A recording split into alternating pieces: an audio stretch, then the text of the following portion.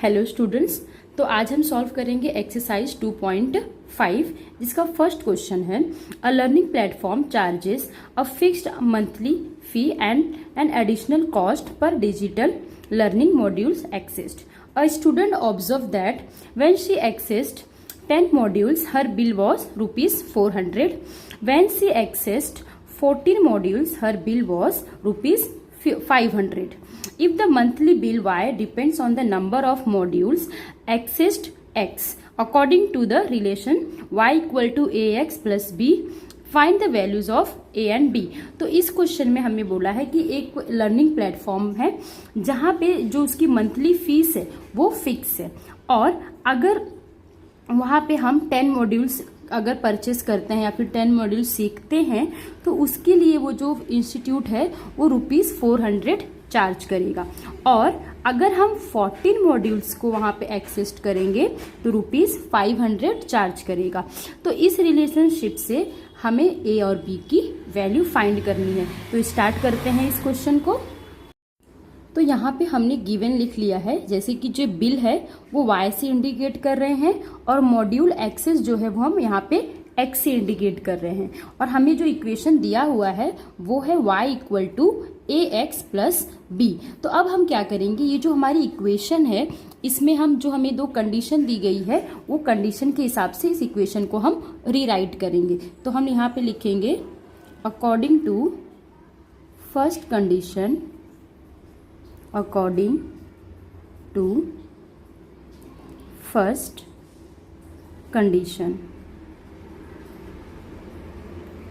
तो जो पहली कंडीशन है वो हमने लिख लिया।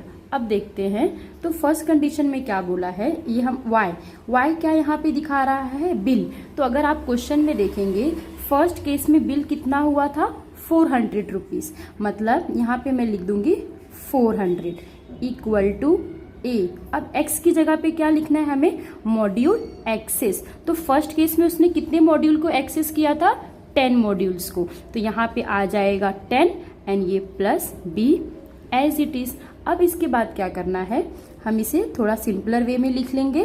तो ये हो जाएगा 400 इक्वल टू 10 ए। इन दोनों का मल्टीप्लाई हुआ, बस मैंने नंबर को आगे लिख लिया है और जो वेरिएबल है उसको पीछे कर दिया है, प्लस बी। ये हो गया हमारा इक्वेशन नंबर 1। एक बार मैं फिर से समझाती हूँ। यहाँ पे मैंने बिल को y लिखा है जो कि क्वेश्चन में दिया है, एंड जो मॉड्यूल एक्सेस किए हैं उसको x से डिनोट कर रहे हैं, और हमें जो क्वेश्चन में इक्वेशन दिया है वो है y equal to A X plus B.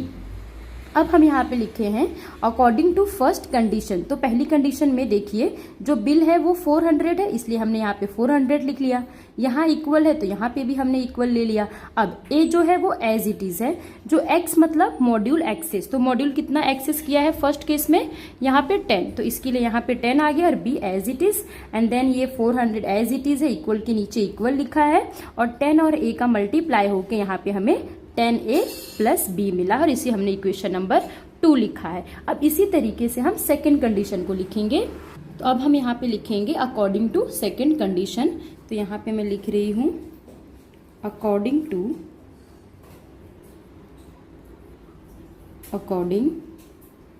To second condition.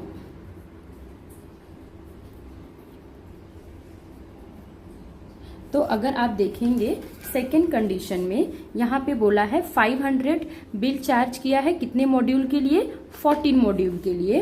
तो जो हमारा यहाँ पे आ जाएगा y की जगह पे 500 इक्वल टू यहाँ पे a एज इट इज, जो x है हमारा इस बार 14 मॉड्यूल्स है, और ये plus b as it is. तो ये इसको हम थोड़ा सिंपलर वे में करेंगे। तो ये 400 equal to 14a plus B. ये हो गया हमारा सेकेंड इक्वेशन। अब हम क्या करेंगे, जो हमारा इक्वेशन नंबर 1 है और जो इक्वेशन नंबर 2 है हम उसको एक बार साथ में लिख लेते हैं। तो यहाँ पे मैं सबसे पहले इक्वेशन नंबर 1 लिख रही हूँ, जो कि हमें मिला है 400 equal to 10a plus B. ये इक्वेशन नंबर 1 है। इक्वेशन नंबर 2 हमें मिला है 500 equal to 14a plus B. ये है हमारा इक्वेशन नंबर 2। अब आप देखिए हम इसमें ना एलिमिनेशन मेथड करने वाले हैं।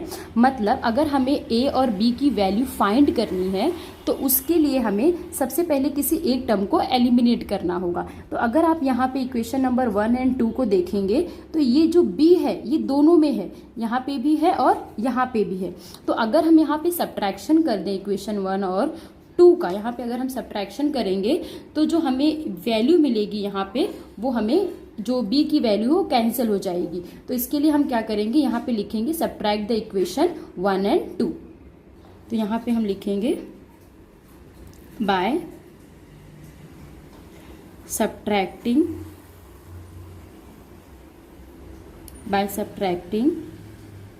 Equation 1 from 2। तो अगर आप यहाँ पे देखेंगे जो इक्वेशन नंबर 2 है उसकी वैल्यू बड़ी है और जो इक्वेशन नंबर 1 है उसकी वैल्यू छोटी है। तो हम छोटे जो बड़ी इक्वेशन है उसमें से छोटे वाले को माइनस करेंगे। तो हम यहाँ पे फिर से लिख लेते हैं, ये वाला जो ऊपर पार्ट लिखा है हम इसे यहाँ पे कट कर देंगे और हम इसी इक्वेशन को नीचे लिख लेते हैं। तो ये हो जाएगा 400 equal to 10a plus b। ये हमारा इक्वेशन नंबर 1 है। अब अगर हम यहाँ पे सब्ट्रैक्शन करेंगे तो ये जो 400 का साइन है वो प्लस है तो वो क्या हो जाएगा यहाँ पे माइनस, और ये जो 10a है इसका भी साइन हो जाएगा माइनस, और जो प्लस b है इसका साइन हो जाएगा माइनस b। और हम इसे सॉल्व करेंगे। अब ये 500 है प्लस में और 400 माइनस में है, तो प्लस माइनस सब्ट्रैक्शन 500 में से 400 हम माइनस करेंगे तो यहाँ पे आएगा 100 इक्वल टू, अब ये प्लस है और ये माइनस है तो सब्ट्रैक्शन होगा 14 माइनस 10, यहाँ पे हमें मिलेगा 4a एंड ग्रेटर नंबर 14 है तो उसका साइन यहाँ पे प्लस का आएगा। अब यहाँ पे देखिए प्लस साइन है, यहाँ पे माइनस है तो ये कैंसिल हो जाएगा। तो इस तरीके से हमें यहाँ पे मिल गया 100 इक्वल टू 4a। अब हम क्या करेंगे, ये जो 100 है इक्वल टू 4a को एज अ इस तरीके से हम लिख लेते हैं। अब हम इसे सॉल्व करेंगे तो देखिए ये जो 100 है ये 4 जो है वो a के साथ यहाँ मल्टीप्लाई कर रहा है तो इस तरफ आके वो डिवाइड करेगा और यहाँ पे सिर्फ a बचेगा। अब जब हम 100 को 4 से डिवाइड करेंगे तो हमें यहाँ पे 4 2 ज़ा 8 और यहाँ पे 4 5 ज़ा 20, तो हमें a की वैल्यू यहाँ पे मिल गई है 25। तो हम यहाँ पे ये a की वैल्यू हमें मिल गई। अब हम क्या करेंगे, ये जो हमें a की वैल्यू मिली है हम इसको पुट करेंगे किसी भी एक, चाहे इक्वेशन नंबर 1 या फिर इक्वेशन नंबर 2 में। तो अब वो भी दिखाती हूँ मैं लिखकर। तो यहाँ पे हम लिखेंगे बाय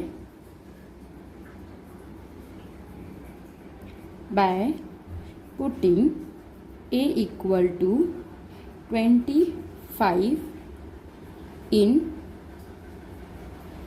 इक्वेशन 1। अब हम यहाँ पे अपना इक्वेशन 1 लिख लेंगे।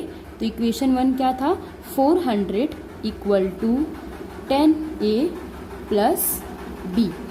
तो अब ये 400 एज इट इज़ रहेगा, इक्वल के नीचे इक्वल, 10 को हम मल्टीप्लाई करेंगे 25 से, जस्ट ये a था, a की जगह पे मैंने 25 रख दिया और b एज इट इज़। अब ये 400 इक्वल टू 10 का 25 में मल्टीप्लाई करेंगे तो 250 प्लस b।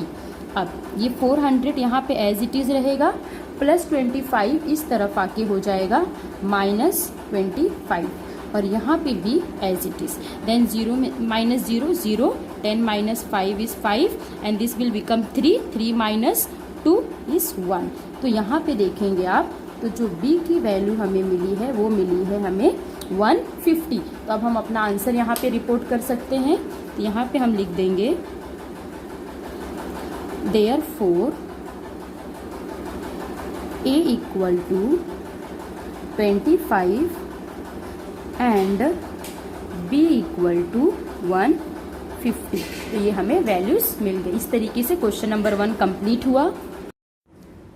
क्वेश्चन नंबर 2 है, a gym charges a fixed monthly fee and an additional cost per hour for using the badminton court.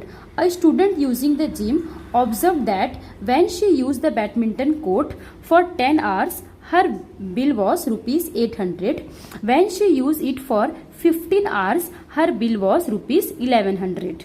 If the monthly bill Y depends on the hours of the use of the badminton court X according to the relation Y equal to AX plus B, find the values of A and B. तो इस question में basically ये बोला है कि एक gym है जहाँ पर अगर आप बैडमिंटन कोर्ट यूज करते हैं तो आपको कुछ एडिशनल चार्जेस पे करना पड़ेगा। तो और इसमें यह भी दिया है कि अगर उस कोर्ट को बैडमिंटन कोर्ट को 10 आवर के लिए यूज किया तो हमें 800 रुपीज पे करना पड़ रहा है, और अगर उस बैडमिंटन कोर्ट को हम 15 आवर्स के लिए यूज करेंगे तो हमें रुपीज 1100 पे करना पड़ेगा। और यहाँ पे हमें एक रिलेशन भी दिया है कि जो बिल है उसको Y से डिनोट किया है, और यहाँ पे जो बैडमिंटन का कोर्ट जो है वो जो कितने घंटों के लिए यूज किया है उसको हमने यहाँ पे X से डिनोट किया है, और इनके X और Y के बीच जो रिलेशन है वो है Y equal to AX plus B। तो इस केस में हमें A और B की वैल्यू फाइंड करनी है, तो इसे हम सॉल्व करते हैं। तो ये क्वेश्चन में मैंने पहले से यहाँ पे गिवन लिख लिया है, जैसे कि जो बिल है उसको हमने Y से इंडिकेट किया है, और hours of the use of the badminton court, मतलब कितने घंटे के लिए जो कोर्ट को यूज किया है, बैडमिंटन कोर्ट को यूज किया है, जितने भी घंटे के लिए उसे हम यहाँ पे X से डिनोट कर रहे हैं। एंड जो ये Y और X के बीच में जो रिलेशनशिप दिया है वो है Y equal to AX plus B। इसे भी हम पिछले क्वेश्चन की तरह ही सॉल्व करेंगे कंडीशन के अकॉर्डिंग। तो अभी हम यहाँ पे इसकी फर्स्ट कंडीशन को सॉल्व करके और एक इक्वेशन फॉर्म करेंगे। तो स्टार्ट करते हैं। तो यहाँ पे हम लिखेंगे अकॉर्डिंग टू फर्स्ट कंडीशन।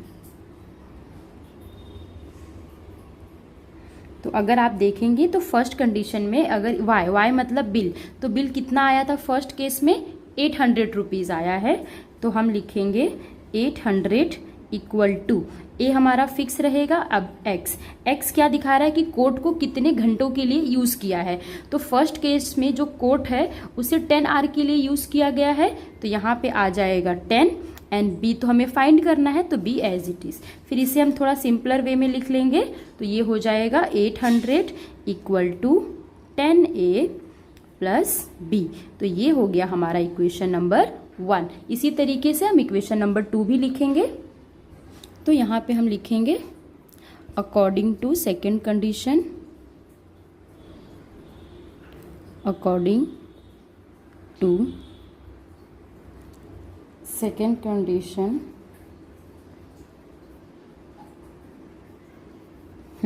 तो यहाँ पे देखिए सेकेंड कंडीशन में कितने रुपीस चार्ज किया है 1100।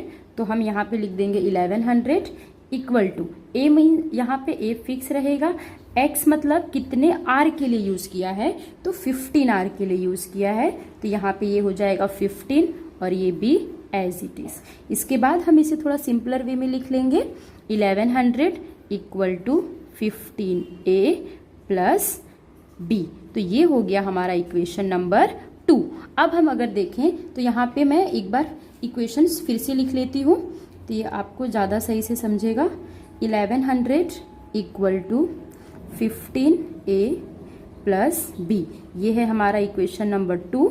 एंड यहाँ पे है 800 equal to 10A plus B, ये है हमारा इक्वेशन नंबर 1। तो अगर आप यहाँ पे देखेंगे तो जो इक्वेशन नंबर 2 है उसकी वैल्यू थोड़ी बड़ी है, और जो इक्वेशन नंबर 1 है उसकी वैल्यू थोड़ी सी छोटी है। तो हम क्या करते हैं, इक्वेशन नंबर 2 में से इक्वेशन नंबर 1 को सब्ट्रैक्ट करते हैं। और हम सब्ट्रैक्शन क्यों कर रहे हैं, क्योंकि यहाँ पे अगर हम देखेंगे तो यहाँ पे प्लस B है और यहाँ पे भी प्लस B है, और हमें पता है जब हम सब्ट्रैक्शन करते हैं तो साइन चेंज हो जाएगा।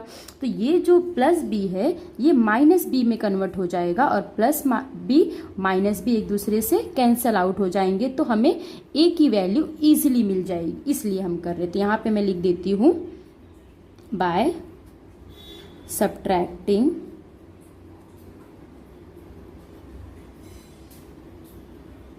इक्वेशन। यहाँ पे हम इक्वेशन 1 को सब्ट्रैक्ट कर रहे हैं ना, इक्वेशन 1 फ्रॉम इक्वेशन 2। तो यहाँ पे अगर मैं सब्ट्रैक्शन करूँगी तो ये जो 800 प्लस है ये माइनस हो जाएगा, 10A प्लस है तो वो भी माइनस हो जाएगा और ये भी माइनस हो जाएगा। सो यहाँ पे हम सब्ट्रैक्ट करते हैं तो ये प्लस और ये माइनस, तो यहाँ पे आ जाएगा 300। 1100 में से 800 जाएगा तो 300 एंड इक्वल टू, अब ये 15A प्लस है और 10A माइनस है तो यहाँ पे सब्ट्रैक्शन होगा, तो यहाँ पे सब्ट्रैक्ट होके हमें मिलेगा 5A। अब यहाँ पे देखिए 15A ग्रेटर है तो उसका साइन यहाँ पे प्लस आ गया। अब ये प्लस B है और ये माइनस B है तो ये यहाँ पे कैंसल हो जाएगा। अब हम क्या करेंगे, ये 300 इक्वल टू 5A को हम एक बार यहाँ पे मैं ऐसे लाइन कर देती हूँ, इसे मैंने फिर से लिख लिया। अब ये जो 300 है ये अपॉन यहाँ पे 5 हो जाएगा और A यहाँ पे एज इट इज। अब हम क्या करेंगे, इसको डिवाइड कर देंगे तो 5 6 30 एंड 0, तो A की वैल्यू कितनी आ गई है यहाँ पे हमारी 60।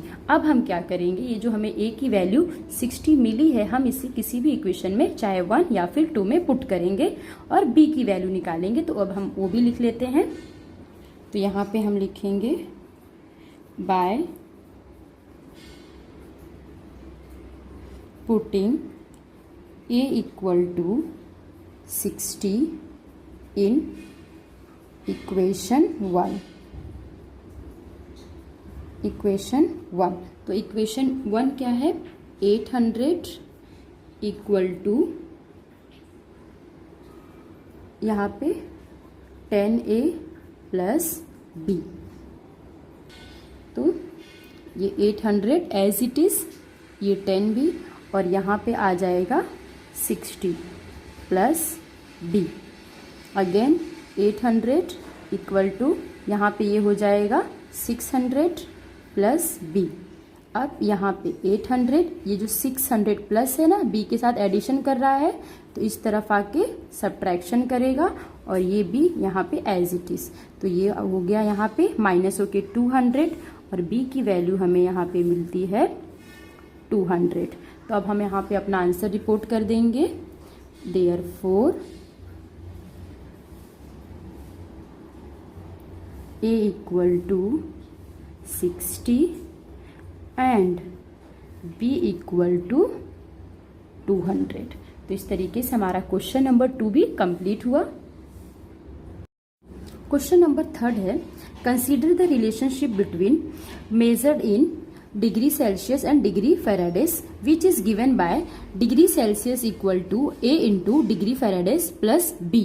Find A and B given that ice melts at 0 degree Celsius and 32 degree Fahrenheit and water boils at 100 degree Celsius and 212 degree Fahrenheit. मतलब यहाँ पे हमें टेम्परेचर दिया है बेसिकली, और जो टेम्परेचर है वो एक बार दिया है सेल्सियस में और उसी को फिर से मेजर किया है फेराडेस में।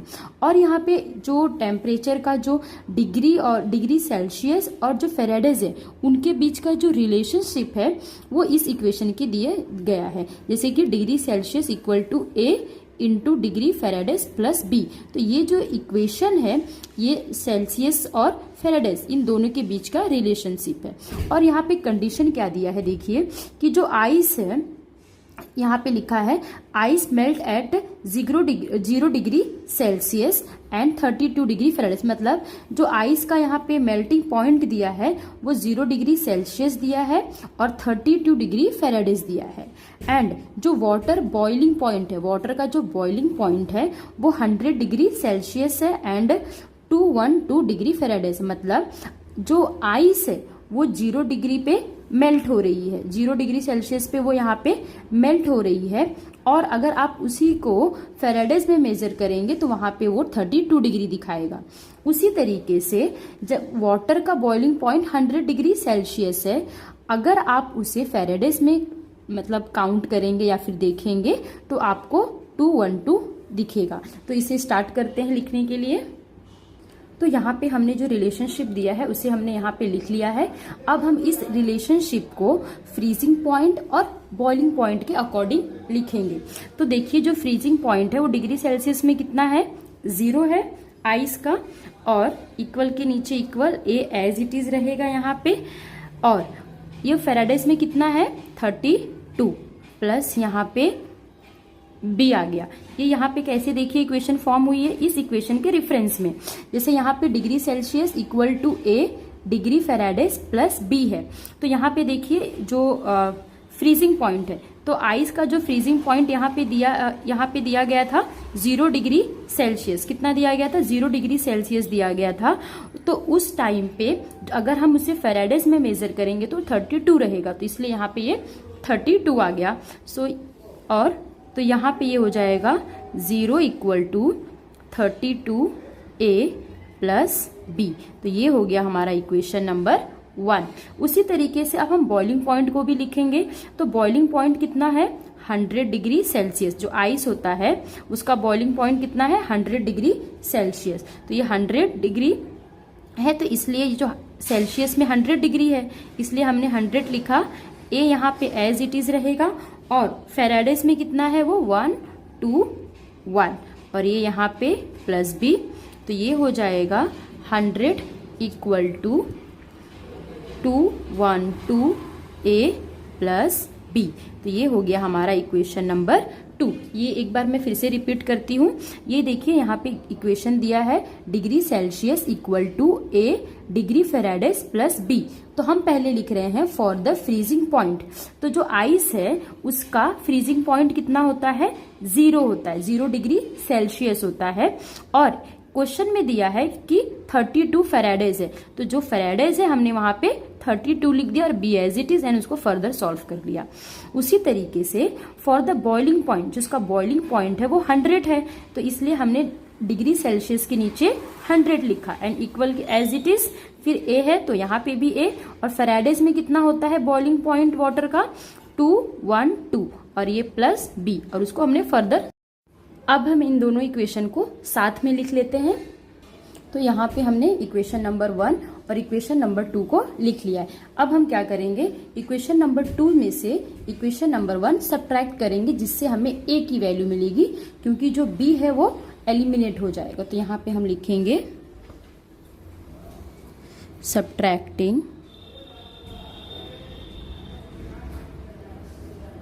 इक्वेशन 1 फ्रॉम, यहाँ पे हम इक्वेशन 2 लिखेंगे। हाँ, इक्वेशन 1 ही आएगा, इक्वेशन 1 फ्रॉम 2। तो हम पहले इक्वेशन नंबर 2 लिख लेंगे। 100 equal to 212A plus B. यहाँ पे 0 इक्वल टू हो जाएगा 32A प्लस बी। अब अगर हम सब्ट्रैक्शन करेंगे तो इनके जो साइन है वो चेंज हो जाएंगे। तो यहाँ पे 100 माइनस 0 आएगा 100, और ग्रेटर नंबर 100 है तो उसका साइन यहाँ पे आएगा प्लस, इक्वल टू। अब एक प्लस है और ये माइनस है। अब हम इन दोनों को यहाँ पे 2 माइनस 2 आ जाएगा 0, 21 माइनस 3 आ जाएगा 18, तो 180A, और ये कैंसिल आउट क्योंकि प्लस और ये माइनस है। अब यहाँ पे हमें मिला 100 इक्वल टू 180A। तो अब हम क्या करेंगे, ये से 100 यहाँ पे लिखेंगे, इक्वल के नीचे इक्वल। ये जो 180A के साथ मल्टीप्लाई कर रहा है इस तरफ आके डिवाइड करेगा, और यहाँ पे A एज इट इज। तो ये 0 0 कैंसिल, और यहाँ पे आ जाएगा 10/18 इक्वल टू A। सो ये 2 5 जा 10 हो जाएगा और 2 9 जा 18। तो यहाँ से हमें जो A की वैल्यू मिली है वो मिली है 5/9।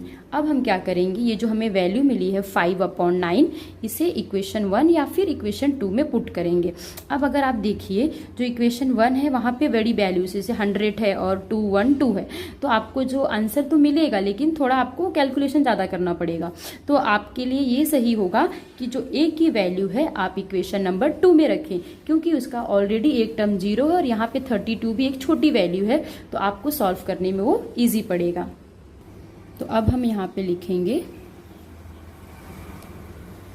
पुटिंग ए इक्वल टू 5/9 आया था ना, 5/9 इन इक्वेशन 2।